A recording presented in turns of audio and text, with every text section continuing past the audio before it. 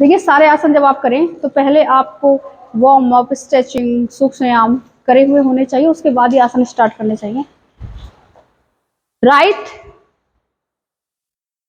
Left, right, left, right, left, right, left. अब यहीं से आपको राइट लेग, राइट लेग उठाना है आपको। राइट लेग अप, इसको घुटने से फोल्ड कर लीजिए, घुटना मोड़िए इसका यहाँ से।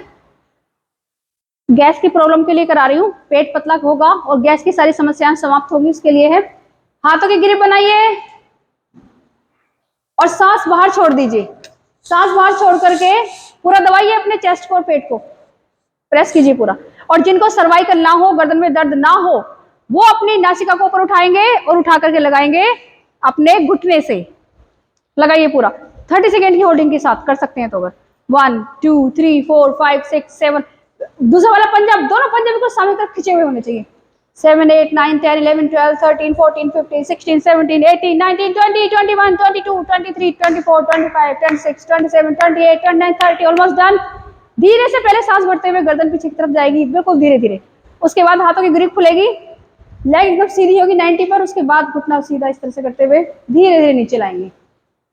तरीके से ही जाना है आसन में, तरीके से ही वापस आना है, तो कभी भी लाइफ में इंजरी नहीं होगी आपको। कोई भी आसन आप करेंगे, लेग चेंज करके करेंगे इसको। पवन मुक्तासना, जैसे आपने नाम से स्पष्ट है, पवन मुक्तासन गैस की समस्या से छुटकारा दिलाता है। धीरे से हाथों की ग्रिप बनाएंगे, सांस बाहर करके फोल्ड करेंगे घुटना और चेस्ट दबाएंगे, पेट दबाएंगे, पूरा पेट पतला होता है। अब सांस बाहर है पूरी, धीरे से उठाएं, अपने माथे सिर को उठाएंगे, गर्दन उठाएंगे और नासिका को लगा देंगे अपने घुटने से। धीरे से 1 2 3, पूरा ध्यान रखेंगे मणिपुर क्षेत्र पर। पेट पतला हो रहा है, शरीर स्वस्थ हो रहा है। 7 8 9 10 11 12 13 14 15 16 17 18 19 20, 1 2 3 4 5 6 7 8 9 10। धीरे से जाएंगे, कम बैक, वापस आएंगे धीरे धीरे, जैसे गए थे सेम वैसे ही वापस आना है। स्त्री रोगों में विशेष लाभकारी है, गर्भाशय दोष ठीक करता है, टेंशन ठीक करता है, गठिया ठीक करता है, शुगर ठीक करता है, सिर दर्द में लाभकारी है। सिर दर्द रहता है, किसी को सिर दर्द है तो उसके लिए भी लाभकारी है। कब्ज को ठीक करता है, शरीर सुंदर बनाता है। अब यहीं से दोनों लेग से एक साथ करेंगे इसी को। धीरे से दोनों लेग्स को उठाएंगे, पहले धीरे धीरे 30, फिर 60, फिर 90 पर।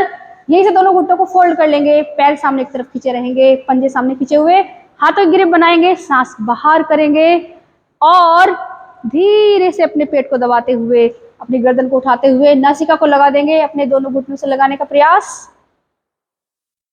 बैक में पेन, अच्छा नहीं बिल्कुल नहीं खाना। जो पहले गोमुख कराया था सर्वाइकल के लिए अच्छा है, वो कर सकते हैं उसमें। 1 2 3 4 5 6 7 8 9 10, वेरी गुड। 10 9 8 7 6 5 4 3 2 1, 1 2 3 4 5 6 7, very good. 8 9 10, बिल्कुल स्लोली स्लोली इनहेल करते हुए पहले अपनी धीरे से अपने सर को लगाएंगे, फिर हाथों की ग्रिप खोलेंगे, फिर धीरे से 90 पर दोनों लेग्स लेकर के आएंगे, फिर धीरे धीरे अपने आसन पर, अपने मैट पर रख देंगे। बड़े चमत्कारी, बड़े प्रभावशाली आसन है सारे के सारे, बहुत अच्छे आसन है। इसके बाद अभ्यास होगा मत्स्य आसन का, क्योंकि हल्के से हिला डुला लेंगे अपने हाथों को, पैरों को।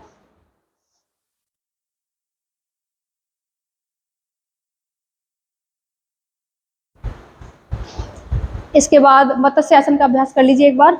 मत्स्य आसन में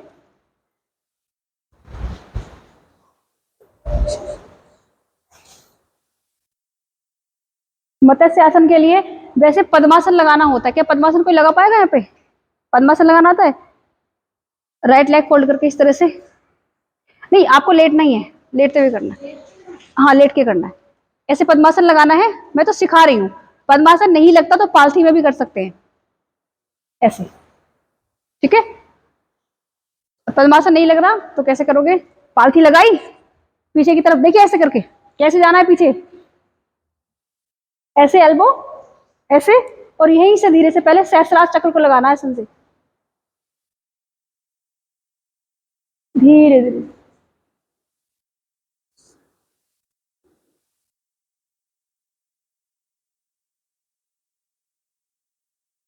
और वापस भी ऐसे आना है, बिल्कुल स्लो स्लो। झटके के साथ अगर वापस आओगे तो इंजरी हो जाएगी। झटके से वापस नहीं आना गर्दन को, बिल्कुल धीरे धीरे। बस अब कोशिश ये करनी है आगे से अपने पैरों पर हाथ रख लो धीरे से, ऐसे। हो पा रहा है मत्स्य आसन? बस 1 कर पाएंगे आप? 1 2 3 4 5 6। इसको मैट पे रखना होता है एक्चुअली, सहस्त्रार चक्र को। धीरे धीरे जल्दी से, हाँ बिल्कुल धीरे धीरे नीचे जाकर के, बहुत धीरे से वापस आना, धीरे से ही जाना है ऐसे। हाँ ये पहले मतलब कोहनी के सहारे से रखना है। पहले कोहनी रखिए, अब रख दो धीरे धीरे जाकर, धीरे धीरे। अब हल्की कोहनी आगे करते रहो, रखते रहो। इसका बैलेंस बनाना होता है धीरे धीरे, तो धीरे से। बाकी सहस्त्रार चक्र यहाँ रहेगा। अब धीरे धीरे अपने हाथों को इस तरह से रखते हुए हाथ ही हरक लेते हैं, फिर अगली स्थिति में ऐसे रख लेते हैं। प्रैक्टिस होने के बाद होता है। बस अब झटके से कोई ना आए, बिल्कुल सामने पैर फैला देंगे, माथे को धीरे से बिल्कुल सीधा कर लेंगे, सर को।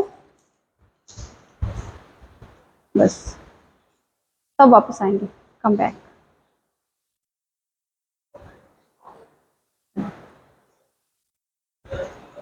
बस ओके, कम बैक।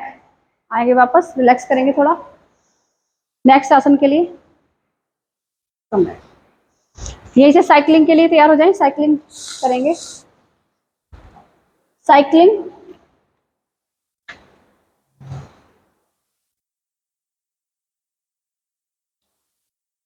1 2 3 4 5 6 7 8 9 10। अपोजिट 1 2 3 4 5 6 7 8 9 10।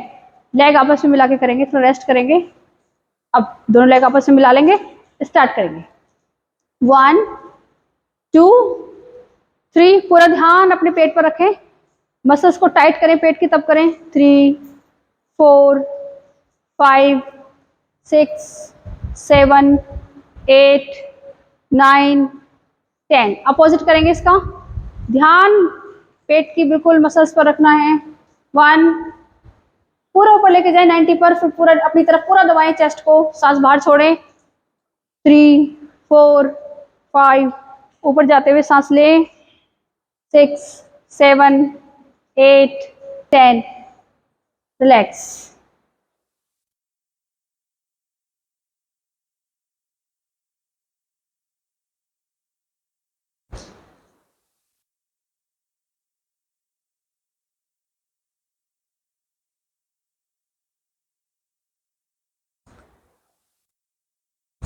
देखिए करना है, ये वाले क्रंच करने हैं इस तरह से करते हुए। 1 देखिए इस तरह से, मेहता जी देख लीजिए ऐसे। 2 3 4 5 6 7 8 9 10। अब नेक्स्ट के लिए देख लेंगे। नेक्स्ट यहाँ पर हो आप, ठीक है। हाथ भी चले जाने हैं। 1 2। गरीब भाई देख लो, इनहेल करते हुए एक्सहेल करते हुए आ गया ना। 3 4 5 6 7 8 कीजिए ऐसे आइए ना, ऐसे ऐसे जाइए। 9 10 ऐसे। मिसेज मेहता देखो, मेहता जी देखो, ऐसे देखो, इनहेल करते हुए ऐसे जाओ, ठीक है। एक्सहेल करते हुए फिर ऐसे आओ, ठीक है। इसका नेक्स्ट करेंगे सभी, जितना हो पा रहा है उतना कीजिए। थोड़े दिन में, 8-10 दिन में हो जाओगे आप लोग परफेक्ट। नेक्स्ट आप तो करते आ रहे हो, फर्स्ट टाइम कर रहे हैं। देखिए 1 2 3 4। आप इतना ही करेंगे प्रमोद जी, आपके घुटनों पे जोर पड़ेगा, आप पूरा आगे बताओ, है ना। आप बस वहीं पे स्टमक के लिए कर लो इतना केवल। प्रमोद जी सुनो, केवल इतना इतना कर लो बस क्रंची। 6 7 8 9 10। यहीं से देख लीजिए कैसे करना है, यहीं से आना है और ऊपर से उठते हुए देख लीजिए एक बार बोट आसन के लिए, यहां तक आगे। 1 2 3 4 5 6 7 8 9 10। केवल हिप लगे होने चाहिए आपकी। नेक्स्ट रेस्ट, उसके बाद फिर से स्टार्ट करेंगे। 1 2 3 4 5 6 7 8 9 10। इसी में 1 2 3 4 5 6 7 8 9 10। इनहेल करें, ऊपर आए थोड़ा सा, रेस्ट कर लें हल्का सा। अभी इसे क्या करना है, हाथ यहाँ स्थिर कर लेंगे अपने पीछे की ओर।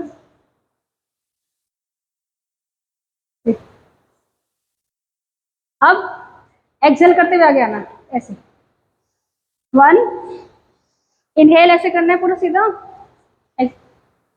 2 3 4 5 6 7 8 9 10 10 9 8 7 6 5 4 3 2 1। ये देखिए पैरों को भी इस तरह कर लीजिए। 1 2 3 4 5। ये रखिए, आइए लेट जाइए आराम से।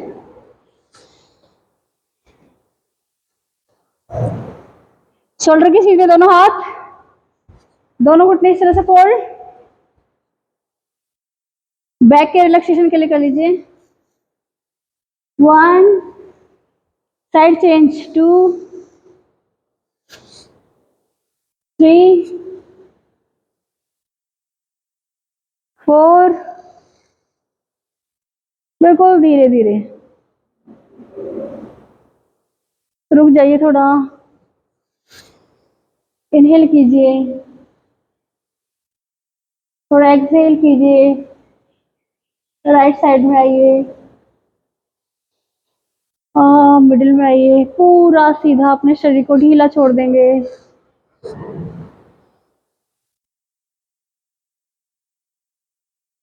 अपने शरीर को बिल्कुल ढीला, बिल्कुल शिथिल छोड़ दें। शवासन में विश्राम करेंगे 1 मिनट के लिए।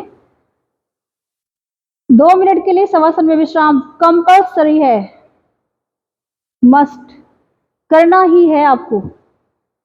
एक सीक्वेंस है ये, इसको स्किप नहीं कर सकते।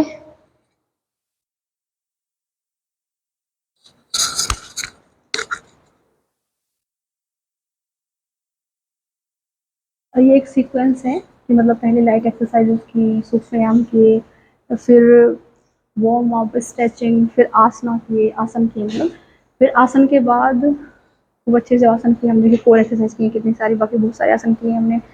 उन आसनों के बाद फिर जरूरी है 2 से 3 मिनट शवासन में रेस्ट करना, शवासन में विश्राम करना बहुत ही जरूरी है। चाहे 5 मिनट का रेस्ट करें आप, चाहे 3 मिनट का, बहुत जरूरी है। शवासन में विश्राम करना बहुत जरूरी है, क्योंकि जो भी आसन आपने अब तक किए हैं उन सबका अगर पूर्ण लाभ, पूरा बेनिफिट आपको चाहिए तो शवासन करना बहुत आवश्यक है उसके लिए। 1 से 1.5 फुट की पैरों में दूरी रहे, हाथ दूर इस तरह से लटके हुए हों, पैरों में दूरी 1 से 1.5 फुट की हो, आंखें बिल्कुल कोमलता से बंद रहेंगी।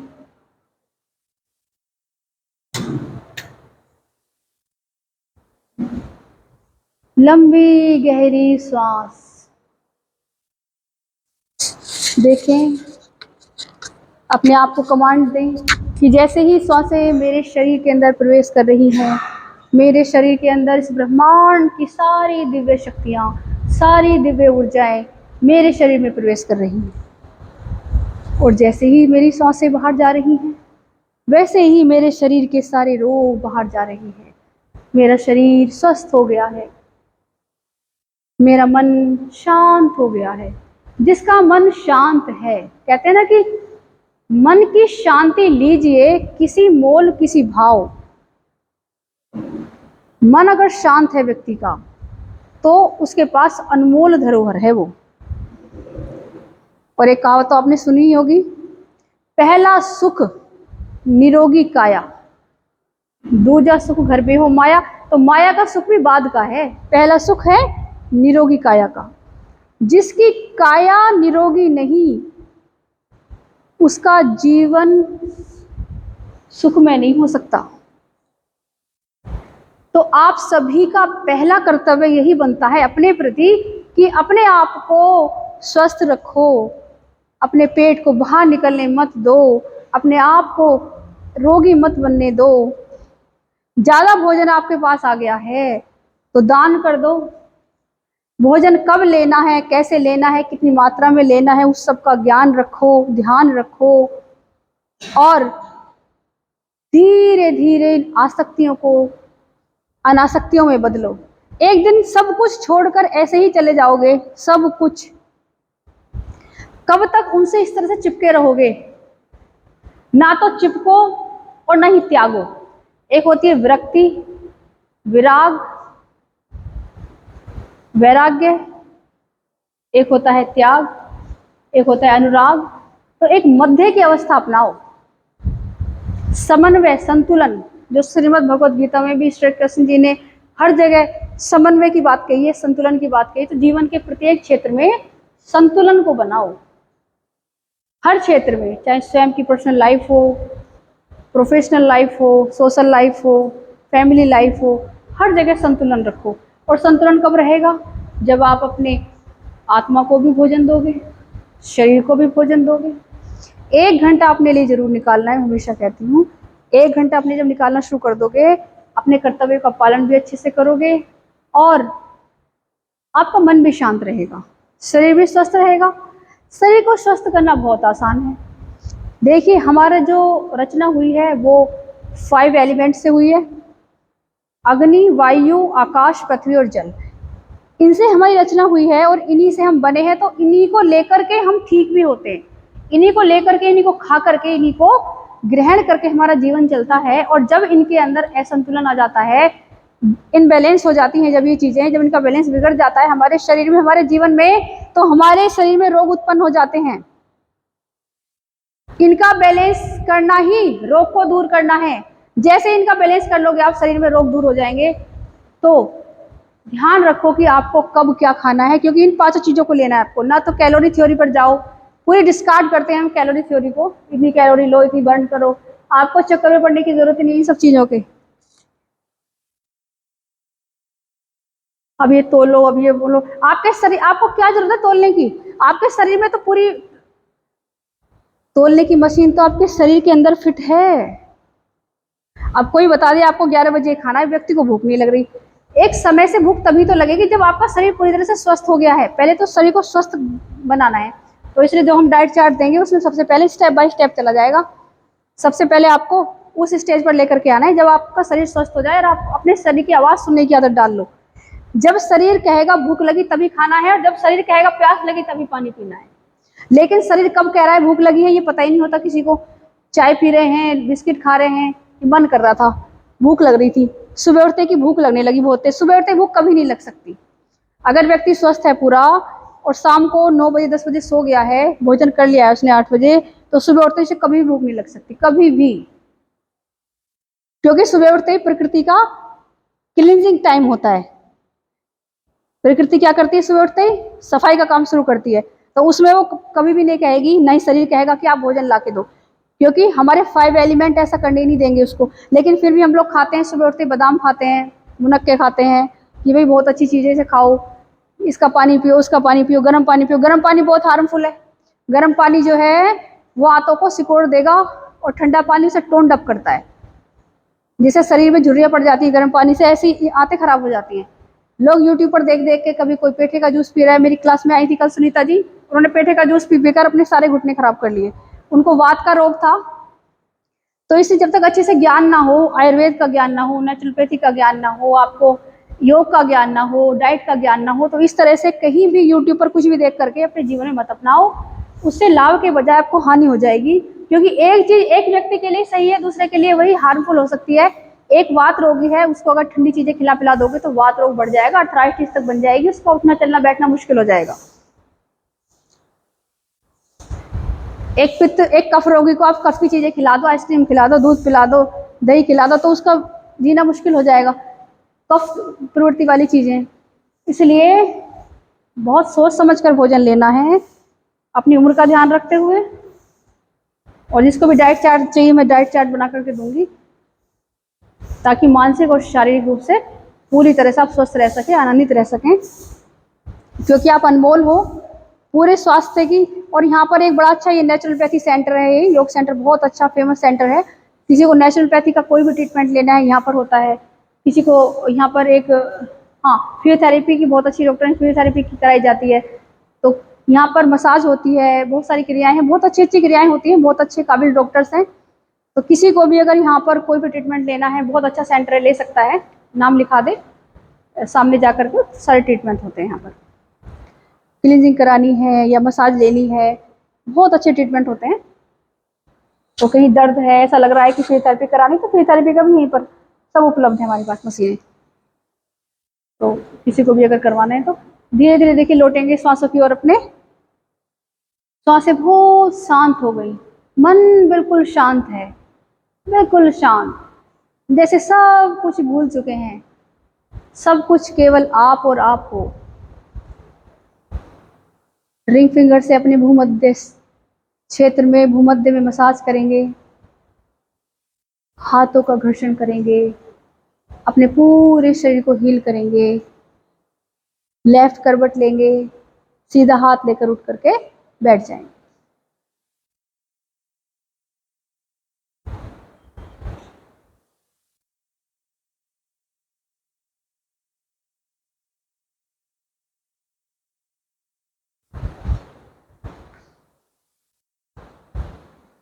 आज कौन कौन योग निद्रा में गए हुए हैं?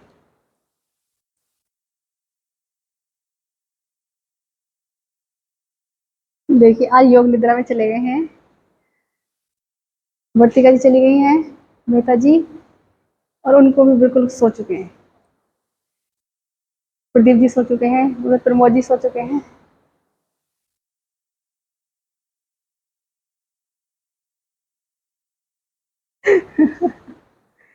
ऐसी क्लास में अक्सर कोई ना कोई सो ही जाते हैं क्लास में, एक्चुअली योग निद्रा में चले जाते हैं। इनको ऐसा लगता है जब मैं बताती हूँ ना कि बिल्कुल सब कुछ भूल करके आनंद बिल्कुल आ जाता है। ये पूरे दिन के लिए फ्रेश हो जाएंगे सब, इतनी एनर्जी आएगी कि पूरे दिन कितना भी काम कराओगे।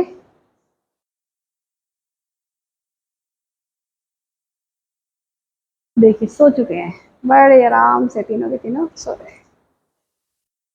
इतना रिलैक्स मिलता है योग निद्रा से।